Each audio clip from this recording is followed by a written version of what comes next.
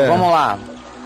Faz uns meses acompanho o Papo de Graça, estou adorando a simplicidade do Evangelho. Obrigado por tudo. Amém. Pergunta é a seguinte: por que Jesus expulsou os vendilhões do templo com violência, derrubando as barracas, e não apenas os repreendeu com a palavra de forma pacífica? Por que ele não fez isso?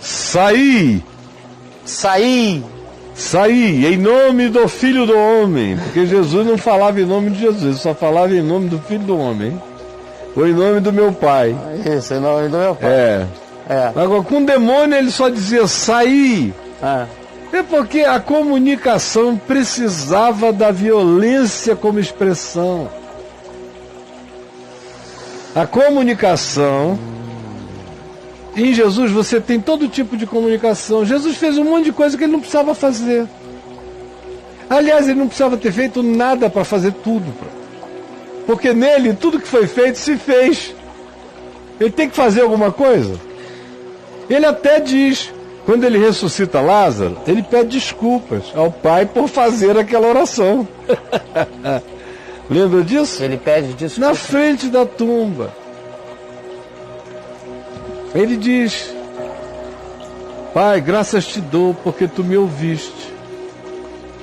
Ele não tinha falado nada.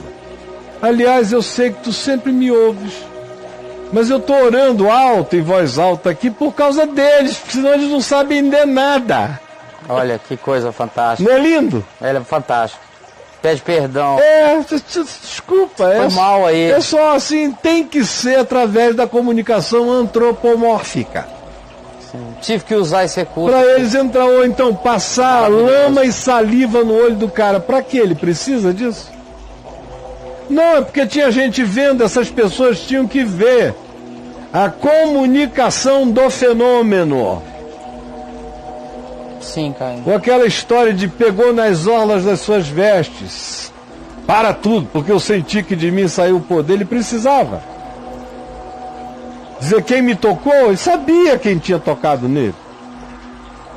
Exatamente quem tinha tocado nele. Mas a vida tem que continuar.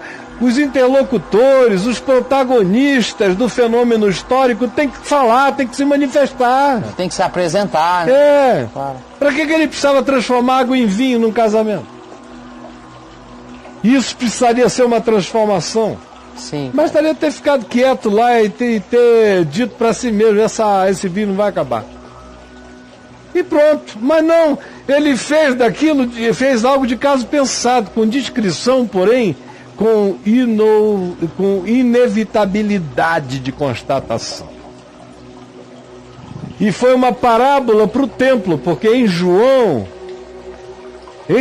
diferente de Mateus, Marcos e Lucas, que colocam a purificação do templo lá no final da vida de Jesus, é uma das coisas, junto com a ressurreição de Lázaro, e outras falas dele no átrio do templo e nas imediações do templo, são as coisas que se acumulam para justificar a morte dele por parte das ações violentas dos judeus e dos que estavam associados. Então, ele não precisava ter feito nada daquilo. Não precisava ter entrado montado num jumentinho. Mas foi para que se cumprisse a Escritura. Toda hora ele faz uma concessão àquilo que de outra feita era meio ridículo. E o próprio texto lá da expulsão do templo, em João, precede o transformar a água em vinho. Lá no templo está aquela corja de vendilhões, ele expulsa todo mundo, aí vai para um casamento e manda botar água em talhas de pedra batismais. Eram do mesmo tipo que eram feitas as ablações de purificação para ter acesso ao templo. Rapaz. Aí ele chega e diz: olha, eu vim, foi para que isso se transforme em alegria, para que isso seja um casamento de vocês com Deus e não uma relação perversa como essa que está estabelecida no templo. E mais ainda, a própria Escritura é evocada quando ele, tomado de zelo, diz: e o zelo da tua casa me consumirá. Pois eis que a tua casa será chamada casa de oração para todos os povos. E o texto diz, e para se cumprir as escrituras que dizem, o zelo da tua casa me consumirá, porque a tua casa será chamada casa de oração. Ele expulsou os cambistas, virou as mesas, soltou os pombos, fez tudo. E o cara chama isso de violência. Isso não é violência, é violência para os viados pós-modernos. Eu nasci num mundo onde isso não era violência. Se eu chegasse na minha casa e tivesse um monte de gente fazendo o que estavam fazendo no templo, e eu saísse abrindo os pombais, soltando as pombas e expulsando todo mundo da minha casa, que violência era essa, meu filho? Ou ele não é filho do pai, e aquela casa não era casa do pai, e o zelo não era zelo pelo pai, e sem mais do que isso, aquilo não era um modo operandi, aquilo era uma linguagem cumprindo de maneira dramática, como uma caricatura eterna, a profecia do zelo do Filho de Deus, olhando para a brincadeira dos homens com as coisas do Pai. Violência nenhuma.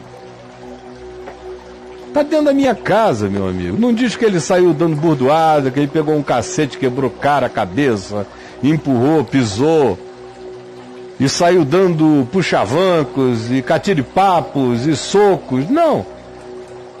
Quem é que sofreu a violência? Mesas foram viradas. Dinheiro foi derramado. Pombinhos em gaiolas foram soltos, e passarinhos e todos os outros animais que estavam ali para serem sacrificados. Aí ele vem dizer que violência. Violência era o culto em si, que era uma violência. E uma violência porca e suja. Qual é o teu conceito de violência, meu filho? A coisa ficou muito politicamente correta. É nojento. É uma coisa que me dá asco esse negócio de vocês. Ai. Eu tô ligado. Vamos crescer. Deixa os meninos. Agora, meu amigo, o jogo é jogo. O treino das crianças já passou. Sim. A gente está aqui separando os meninos dos homens, entendeu? E acabou. Caio, mas Jesus não foi violento quando quebrou tudo na porta do templo? Ele nunca foi violento. Violência é se ele saísse de casa, desse uma surra na Maria, juntasse José, os irmãos dele vivessem entrando no cacete. Era um violento, né? Pegasse essa burrice toda com uma pergunta dessa, juntasse logo o cara no pau. Um cara desse nem acabava de fazer essa pergunta, porque é do Jesus violento, né? Já levava uma banda assim, que ele já ia. Quando ele estivesse virando, ele já entendia tudo. Quando caísse no chão, ele entendi, Senhor. E o Senhor ia dizer, aleluia. É isso aí. É isso aí, rapaz. Comigo é assim. Então, levante e anda. Senão eu te deixo aí para sempre. Então, não era não. Não era não. Você veja só a violência que ele fez. Olha como Jesus era violento. Os caras não sabem fazer diferença entre uma ação de violência, porque o que ele fez no templo foi uma ação de violência, feita por um cara não violento, como a ação de Mahatma Gandhi indo encarar os ingleses, e os ingleses com fuzil, com espadins e com cacetetes, batendo neles, e eles iam e levava a primeira cacetada, pá! Aí as mulheres vinham, tiravam os homens. Aí vinha o segundo grupo e se apresentava. Aí, pá! Aí vinham as mulheres, tiravam os homens. Dias. E não parava de se apresentar gente para apanhar. Isso é uma violência pacífica. Resistência pacífica. Que aguenta uma violência, se oferece à violência. Se oferecer à violência numa resistência pacífica é um ato de violência pacífica. Que foi o que Jesus ensinou. Te dá uma face, dá outra também. Mas ele vai ter que dar em muito, porque a gente vai voltar. Nós não temos outro caminho, nós não temos como retroceder. É uma questão de caráter, então ele vai bater até cansar. Mas nós vamos estar aqui. Quer mais outra capa? A gente vai dar, ele vai cansar. Mas nós temos princípios. Nós não estamos aqui por implicância. Agora, quando Jesus chegou no templo, veja lá o Evangelho de Marcos, Diz que ele chegou antes e que ele ficou observando tudo. Ficou observando tudo, Marcos diz. Viu aquela mulher que deu tudo que tinha, viúva. Ele disse, em verdade eu vos digo, ninguém deu mais do que ela. Os outros todos deram do que tinham, ela deu tudo que possuía. Observou tudo. E diz o texto, e se retirando, foi para o Monte das Oliveiras e teceu um azorrague.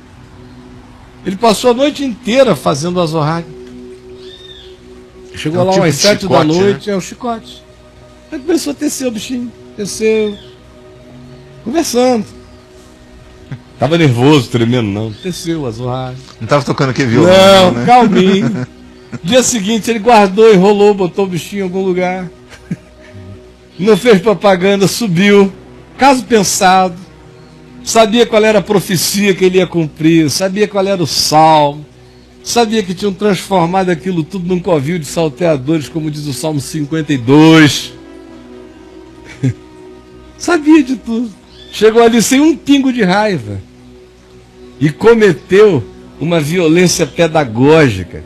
Ninguém diz assim, e quebraram-se os braços, cabeças se arrebentaram, testas ficaram feridas, todos os pássaros foram mortos, ovelhas tiveram suas pernas também fraturadas. Não tem nada disso, só diz assim, as mesas foram viradas, o dinheiro foi jogado no chão, as pombas foram soltas, os animais também saíram. Então uma bagunça ali dentro. Uma bagunça danada. E ninguém deu queixa, não teve BO, ninguém disse assim, ele me bateu. Imagina só. Tudo que se quereria naquele dia era que Jesus tivesse dado uma chicotada em alguém. Por que não apareceu um cara reclamando da chicotada? Você já imaginou se Jesus tivesse dado uma chicotada num ser humano, dentro do templo? O que ele falava virava chicotada e ele pagava por isso. Imagina se ele desse uma chicotada num lombo de um judeu daquele ali, doido dentro do templo. Cara, a cruz era dali para a cruz. Então, foi uma violência de uma seletividade enorme, de uma teatralidade extraordinária. Foi virando mesa, dinheiro, soltando pomba, pegava a pombinha, parecia Olimpíada. Violência para quem teve que juntar o dinheiro, catar as coisas derrubadas. Mas para a moçada que viu, Olimpíada de Jerusalém. Então, mano, vamos pensar, sabe? Que é para a gente não sofrer violência fazendo uma pergunta dessa. Tá bom?